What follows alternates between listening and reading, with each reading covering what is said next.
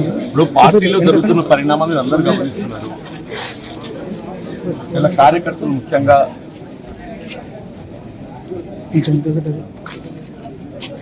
అంటే వాళ్ళు ఏ విధంగా మనస్తాపానికి గురైన వాళ్ళు ఏ విధంగా బాధ వ్యక్తం చేస్తున్నారు.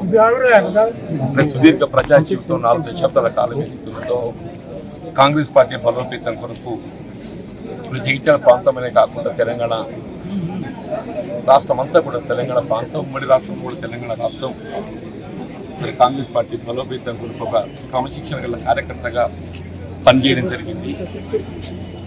ఆనాడు తెలంగాణ రాష్ట్ర ఏర్పాటు ఉద్యమ సమయంలో కూడా 2006, 2008 2 పర్యాయాలు మరి అప్పుడు కేసీఆర్ గారిపై పోటీ చేయాలనేటువంటి ఒక పార్టీ ఆలోచనకు అనుగుణంగా మరి పోటీ చేయటం, తదుపరి కాలంలో 2009లో ఆశించిన ఫలితాలు పొందలేకపోవటం, 2014లో తెలంగాణ రాష్ట్రం ఏర్పడ్డ తొలి ప్రభుత్వం ఏదైతుందో ఆ ఉమ్మడి కరీంనగర్ జిల్లాలో ఏకైక శాసనసభ్యుడిగా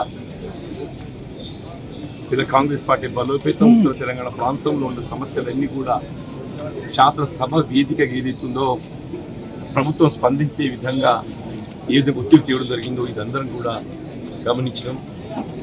తిరిగి 18లో కూడా ఆశించిన ఫలితం పొందలేకపోవటం, 19 పట్టభద్రుల శాసన మండలి ఎన్నికల్లో మరి ఆనాడు పట్టభద్రులు అందరూ కూడా చెప్పట్టులేదు.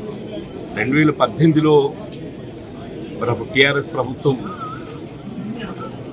పెద్ద మెజారిటీతో ప్రభుత్వం ఏర్పాటు చేసుకున్నప్పటికీ శాసన మండలిలో మాత్రం ఏదైతుందో అంటే ఫస్ట్ కౌంట్లో ఎన్నికయ్యే విధంగా పట్టభద్రులు, యువత, నిరుద్యోగ యువత, ఉద్యోగస్తులు, ఉపాధ్యాయులు అందరూ కూడా అండగా నిలబడి ఒక ప్రశ్నించే గొంతుకగా మనకు అవకాశం కల్పించడం. 5 సంవత్సరాల కాలం 2019 నుండి ఇవాటి వరకు కూడా మరి నిన్నటి వరకు అయితే శాసన మండలిలో కాంగ్రెస్ పార్టీ ఏకైక ప్రజాప్రతినిధి ఏదైతుందో ఇలా రాష్ట్ర ప్రభుత్వంపై ఒత్తిడి తెచ్చే విధంగా ఇలా పట్టభద్రుల గొంతుకగా ఉద్యోగస్తులే కానీ, ఉపాధ్యాయులే కానీ, నిరుద్యోగ యువతే కానీ, ముఖ్యంగా వ్యవసాయం, రైతాంగం, గల్ఫ్ కార్మికులు, బీడీ కార్మికులు వీళ్ళ వివిధ అంశాలపై ఏదైతుందో మరి ప్రభుత్వంపై ఒత్తిడి తెచ్చి నిలిచే విధంగా చేసిన పోరాటం కూడా అందరికీ తెలిసిందని చెప్పండి. సరే, తదుపరి మొన్నటి శాసనసభ కానీ నిజామాబాద్ పార్లమెంట్ ఎన్నికల్లో కూడా ఆశించిన ఫలితం పొందలేకపోవడం కొంత బాధాకరం.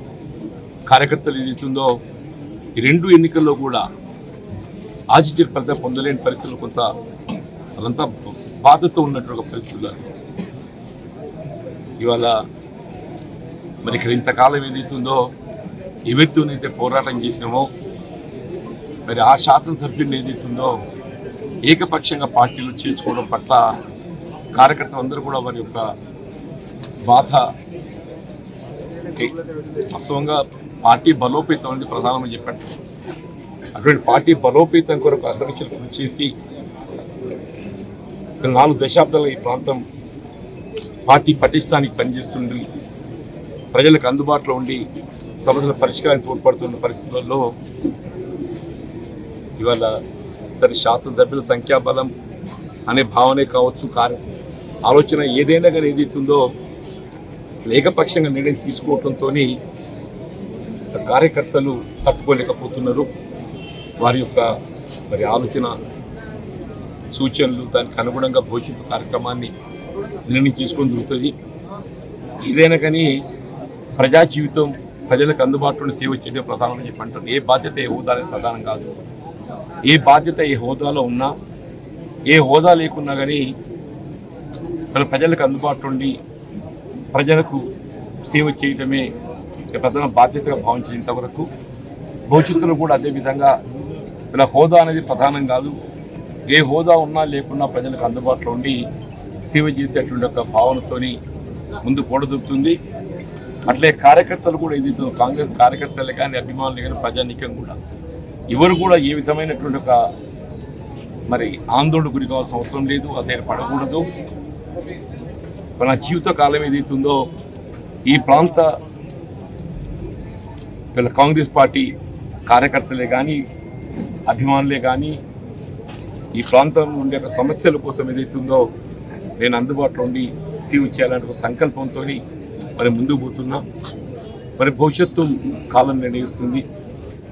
భవిష్యత్తు నిర్ణయం ఏదైతుందో కాలం నిర్ణయిస్తుంది, దానికి అనుగుణంగా ముందు పడుతుంది.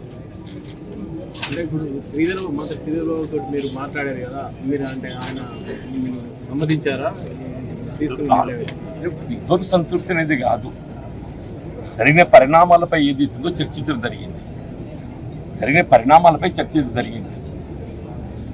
కానీ శాసనసభ్యులు అనేది సంఖ్యాపరంగా మరి ప్రభుత్వానికి అండగా ఉండాలనే భావనతో మరి ఇతర పార్టీలకు చెందినటువంటి ఒక శాసనసభ్యులు పార్టీలు చేసుకోవాలని చెప్పని తలంచవచ్చు. కానీ ఆ చేరిక అనేది ఆ ప్రాంత కార్యకర్తల యొక్క మనోభావాలను కూడా గౌరవించాల్సినటువంటి బాధ్యత పార్టీపై ఉంటుందని చెప్పని నేను భావిస్తాను. చెప్పండి, ఇలా దశాబ్ద కాలం తెలంగాణ రాష్ట్రం ఏర్పడినప్పటి నుండి కూడా మరి ఈ ప్రాంతంలో కాంగ్రెస్ పార్టీ బలోపేతం కొరకు కృషి చేసినటువంటి కార్యకర్తల మనోభావాలకు భిన్నంగా కేవలం శాసనసభలు సంఖ్యాబలం అనే యొక్క భావంతో చేసుకోవడంతో వీళ్ళ కార్యకర్తలు అభిమానులు భవిష్యత్తులో కూడా నడుచుకునే ప్రయత్నం చేస్తారు. కానీ ఇది ఇస్తుందో అది కార్యకర్తల యొక్క మనోభావాలను కూడా గౌరవించాల్సినటువంటి ఒక బాధ్యత నాపై ఉంది. కార్యకర్తల మనోభావాలను కూడా గౌరవించాల్సినటువంటి బాధ్యత ఉన్నది.